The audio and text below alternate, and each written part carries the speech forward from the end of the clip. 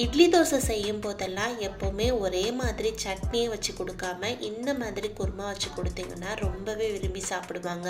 இது இட்லி தோசைக்கு மட்டும் இல்லை, சப்பாத்தி பூரிக்குமே ரொம்ப ரொம்ப சூப்பரான டேஸ்ட்ல இருக்கும். நீங்க பிகினர்ஸா இருந்தீங்கன்னா இந்த மாதிரி குருமா வச்சு சாப்பிட்டு பாருங்க. ரொம்ப சிம்பிளாகவும் இருக்கும், அதே நேரத்தில் ரொம்ப டேஸ்டாகவும் இருக்கும். இப்போ வாங்க ரொம்ப சிம்பிளா டேஸ்டா தக்காளி குருமா எப்படி செய்யலாம் அப்படிங்கறத பார்க்கலாம். ஃபர்ஸ்ட் குருமா பண்றதுக்கு ஒரு கடாய் எடுத்து வச்சுக்கோங்க.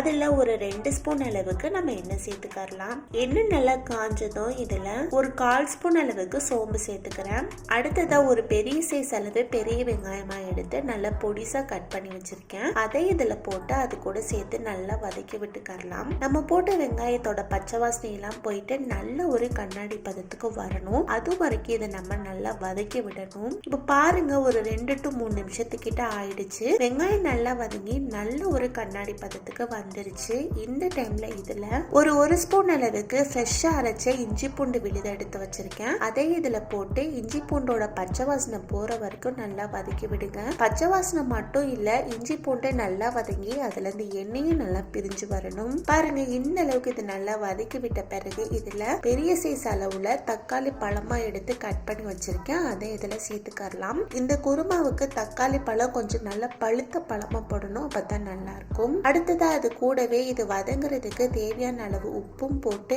எல்லாத்தையும் சேர்த்து நல்லா மிக்ஸ் பண்ணி விட்டுக்கலாம். தக்காளி இருந்தான்னு தெரியாம ஓரளவுக்கு நல்லா சாஃப்டா வதங்கி வந்த பிறகு இதுக்கு தேவையான மசாலா சேர்த்துக்கலாம். ஒரு 1/4 ஸ்பூன் அளவுக்கு மஞ்சள் தூள், ஒரு 2 ஸ்பூன் அளவுக்கு மிளகாய் தூள், ஒரு 1/2 ஸ்பூன் அளவுக்கு ஜீரகத்தூள், 1/2 ஸ்பூன் கரம் மசாலா, ஒரு ஸ்பூன் அளவுக்கு குழம்பு மல்லித்தூள், ஒரு கொத்து அளவுக்கிட்டு கருவேப்பிலை.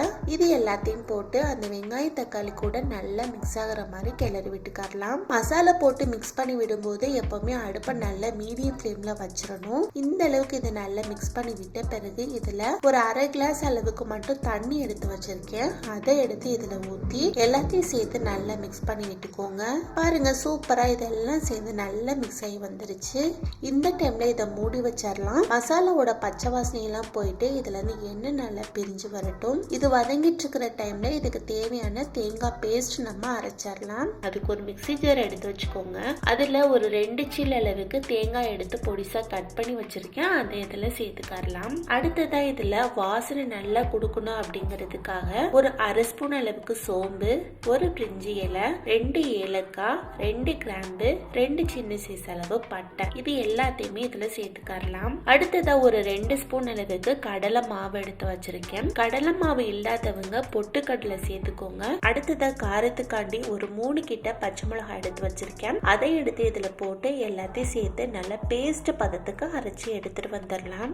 இப்போ ஒரு 5 நிமிஷத்துக்கிட்ட ஆயிடுச்சு. ஓபன் பண்ணி பார்க்கலாம். பாருங்க, சூப்பரா இதுல இருந்து எண்ணெய் நல்லா பிரிஞ்சு வந்துருச்சு. இந்த டைம்ல இதை நல்லா மிக்ஸ் பண்ணி விட்டுட்டு நம்ம அரைச்சு வச்சிருக்கிற தேங்காய் பேஸ்ட்டை எடுத்து இதுல சேர்த்துக்கலாம். இப்போ இந்த தேங்காய் பேஸ்ட் அந்த கிரேவி கூட நல்லா மிக்ஸ் ஆகுற மாதிரி கிளறி விட்டுக்கோங்க. ஒரு 2 நிமிஷத்துக்கிட்ட இதை நல்லா மிக்ஸ் பண்ணி விட்டுட்டு உங்களுக்கு எந்த அளவுக்கு குருமா தேவையோ அந்த அளவுக்கு தேவையான தண்ணி சேர்த்துக்கலாம். தண்ணி கொஞ்சம் ஜாஸ்தியா ஊத்துங்க, ஏன்னா நம்ம கடலை மாவு சேர்த்துக்கிறதுனால டக்குனு திக்காயிடும். அதனால கொஞ்சம் கூடவே நமக்கு தண்ணி சேர்த்துக்கலாம். இப்ப பாருங்க, இது எல்லாம் சேர்ந்து நல்லா மிக்ஸ் ஆகி வந்துருச்சு. கிரேவி நல்லா அந்த தண்ணியில மிக்ஸ் ஆகுற மாதிரி கிளறி விட்டுட்டு உப்பு காரம் இதெல்லாம் இருக்கான்னு செக் பண்ணிட்டு மூடி வச்சிருங்க. இதுல இருந்து கொதி எழும்பி வரட்டும். பாருங்க, ஒரு 5 நிமிஷத்துக்கிட்ட ஆயிடுச்சு. ஓபன் பண்ணி பார்க்கும்போது நமக்கு சூப்பரா இதுல இருந்து கொதி எழும்பி வந்துருச்சு.